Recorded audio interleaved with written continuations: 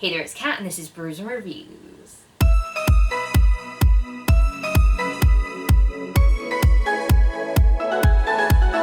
In today's video, I want to talk to you guys about all the books that I read in October. So let's run through the stats real quick. I read 18 books this month, 3 of which were ebooks, 10 were audiobooks, 2 were physical books, 2 graphic novels, and 1 was a manga. In terms of star ratings, I had 1 1-star book, 7 3-star books, 4 4-star books, and 6 5-star books. So the first book I'm going to talk to you guys about is Lifecast by Mark Opsall. This book was sent to me by the author in exchange for an honest review. This is set in a dystopian world where everybody watches the Lifecast, which is kind of like a 24-hour live stream of The Idol. The Idol is a person who lives the ultimate life that everybody should look up to, even the poor people that can't afford anything and they're not part of the higher class of society. And they're essentially the ultimate influencer. Their face is, the face of brands, and they sell things and they go out and experience all the new stuff. And this book follows the valet of someone who is trying to become the idol and is also friends with another person who is potentially going to become the idol.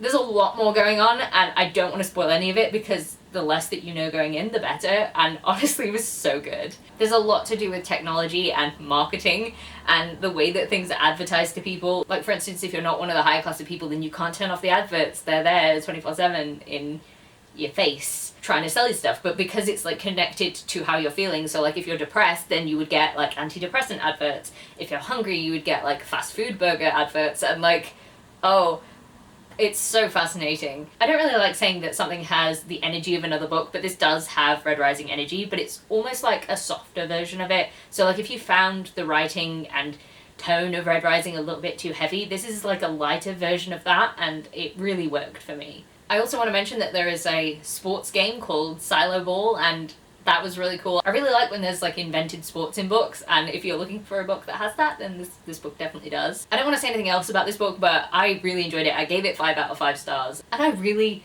really need to know what happens next. So I'm just going to be waiting on that one because I need to know.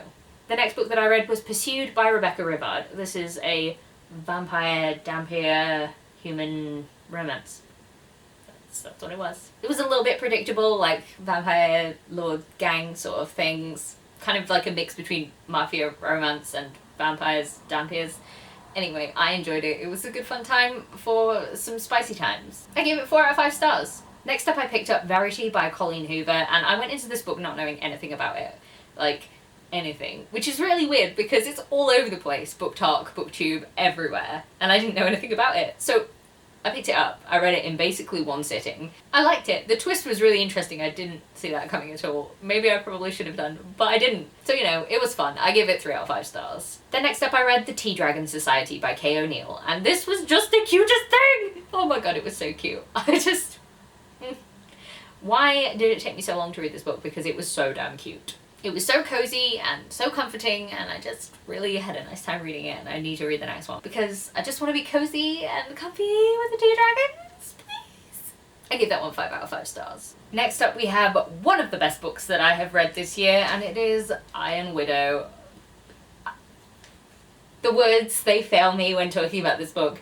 I was so invested in this book that I just couldn't put it down. I had a really busy day and I was like, no, but I need to know. I need to know what's gonna happen. If you don't know, this book is a cross between ancient China's only female emperor and Pacific Rim. And it works so well. Unbelievably well. This is so well written. I mean, it's also really depressing at times and really intense, but at the same time I was wow, this is a lot. I don't know. What else can I say? This is just the ramblings of a madwoman now.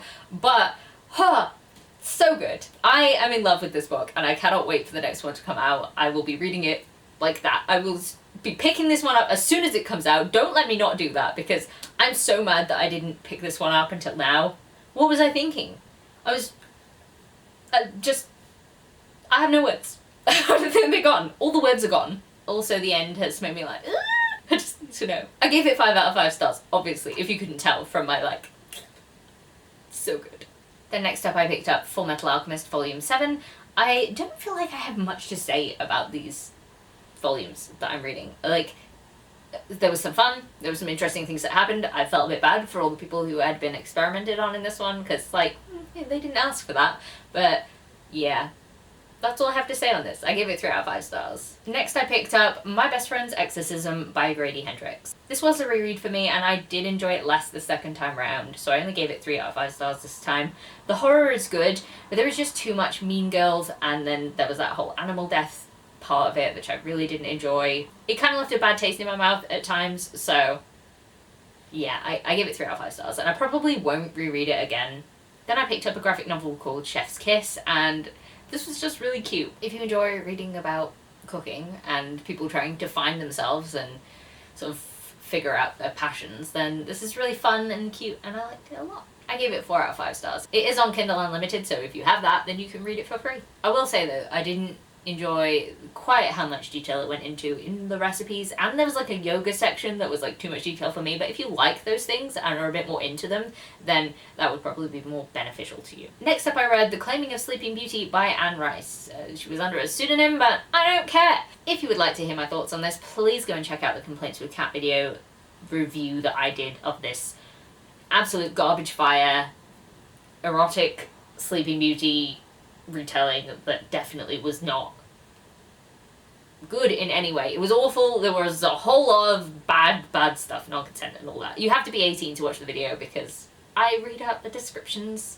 from the book and they are unpleasant. So if you want to watch that, then please go ahead. It should come as no surprise that this was the book I gave 1 out of 5 stars this month. Next up, I am so proud of myself for finishing this book. It's Spyglass by Marie V. Schneider. This is the 3rd book in the Glass series that follows on from the Poison Study series. Anyway, I didn't enjoy books 1 and 2 in this series because all of the characters were awful people. There was the worst love triangle ever, and oh god, I just hated everyone. They made stupid decisions and they did stupid things, and the main character is getting kidnapped every 2 seconds. Oh, it was very frustrating. And this book did continue the trend. That did happen again. But people were slightly less stupid in this one, I want to say. Like, just slightly. There was some more interesting stuff, and, you know, Valak from the Poison Study series was in this one a little bit more, so it's probably why I liked it a little bit more. But, like, something happened at the end. And I just... Really? That's what? The most bonkers decision. I am talking about the love triangle, but it makes absolutely 0 sense who she ended up with. Like, what? Just, I don't want to spoil it for anyone. Not that I recommend that you read these books, because it was really a slog to get through. I mean, the writing was very easy to read, don't get me wrong, that was really good, you know, Marie V. Schneider. I do like her writing, but just this story with these characters was just, no thank you. So, you know, if you want to continue with the Poison Study series, maybe just skip these 3 books. Just skip right over them, because you won't be missing much. This one I gave 3 out of 5 stars, which is an improvement, because I gave the others 2 out of 5 stars, so. The next book that I read was Clown in a Cornfield by Adam Caesar, and this was fun. If you like slashers and teens running through a cornfield and maybe being murdered, it's definitely the book for you.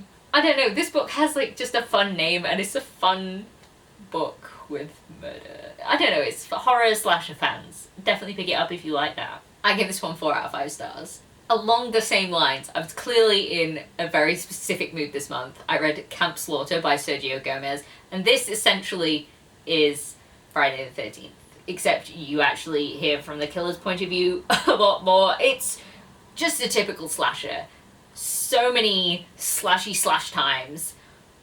Blood everywhere. Honestly, the main cast are just bodies for the slasher to slash, because they have no personality, so what was even the point of them? Murder time. So if you are interested in that, then maybe pick Camp Slaughter by Sergio Gomez up. I give this one 3 out of 5 stars. The next book that I picked up was Hide by Kirsten White. This is a horror set in a fairground where people have to hide in the day. What are they hiding from? Oh, it's a game show! You're not hiding from anything, clearly. So yeah, it's an abandoned amusement park where people are hiding from things that they don't know that they're hiding from. So that's fun. I actually really liked seeing everybody's perspective. There's quite a large cast of characters, and you do sort of get like a paragraph from this person's point of view, a paragraph from this person's point of view, and it's quite interesting getting into everyone's head. It kind of reminded me of Hunger Games fanfiction, where you would have a chapter from each of the tributes' point of view and it all sort of just collectively came up to the one story. And that kind of felt a little bit like this for me. There were so many asshole characters in this, like so many, and there were also trauma babies, but I enjoyed this. It was fun and horror-y. A good read. I give it 4 out of 5 stars. Next up I read The Woman in Black by Susan Hill. I actually found this one pretty scary, and I don't know if it's because I was listening to Audible's original production of this that's like free if you have an Audible subscription, but it was creepy. And it made the hairs on my body stand up, and I didn't like that. So I was like, oh, do I need to put this down? It's pretty creepy. Even though I'd seen the film and the play, like I knew what was going to happen, it was still pretty creepy, and I was like, oh, I don't know how I feel about this. So I give this one 5 out of 5 stars because it really achieved what it was going to achieve. And having read another book by Susan Hill and not at all being freaked out by the ghostly goings on, it actually surprised me that this one did affect me in that way. Another book that I am so happy that I picked up finally this month, it was Queen of Shadows by Sarah J Maas. You don't have to see this on a TBR again, because I finally read it. Oh, the excitement. No, but I'm really, really sad that I didn't read this sooner because I gave it 5 out of 5 stars and I loved it. If we're being totally honest, I really didn't want to go back to Ardalan because the non-magic place is less interesting to me, but it had the characters who had the magic in all the places. And there was magic happening in other places as well. I liked the introduction of new characters, there was some really fucked up stuff that was happening in it, and I enjoyed that too. So basically, I enjoyed this book. 5 out of 5 stars. Very much enjoy. Very annoyed at myself for having put it off for so long. The next book I picked up was Crave by Tracy Wolff. Human goes to magic paranormal school. Doesn't know that it's paranormal. Dates a vampire. I don't really know what to say about this book. It has tons of pop culture references. I found it predictable in parts, but it was fun and it made me laugh a little bit, so I gave it 4 out of 5 stars. I'm not interested in continuing this though because I have heard that it is a love triangle and I didn't particularly like how it ended, so I'm satisfied that I have read this one and I'm not going to continue with it because I don't think that I will enjoy where it goes. Also, I think it's like a 6-book series and it was like a big chunk of book that, you know, who has time for that? So I give it 4 out of 5 stars, but I won't be continuing. The next book I picked up was The Exorcist by William Peter Blatty. I'm sure most of you know what The Exorcist is about. I'd never actually seen the film, but I'd seen a stage play of it, and that was really good, really interesting. It's about a 12-year-old girl that gets possessed by a demon, and removing said demon from said little girl. It was deeply unpleasant and uncomfortable to read. It was interesting, but I can't say that I particularly liked it because, like, it was, like, grim.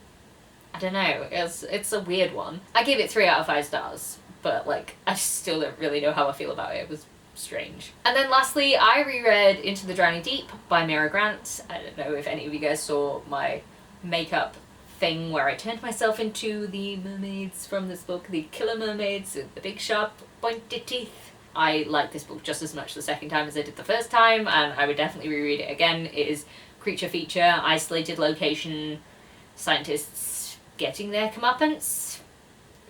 Love it. I just enjoyed it very much. 5 out of 5 stars. And there we have it. Those are the books that I read in October. If you guys have read any of these or have any thoughts on any of them, please let me know in the comment below. If you made it this far into the video, please leave me a camera emoji for Lifecast because everybody is watching The Idol 24/7. They can see everything that that person is doing and it's very creepy. So if you like this video, please leave a like, comment, subscribe, and I'll see you in the next one. Bye!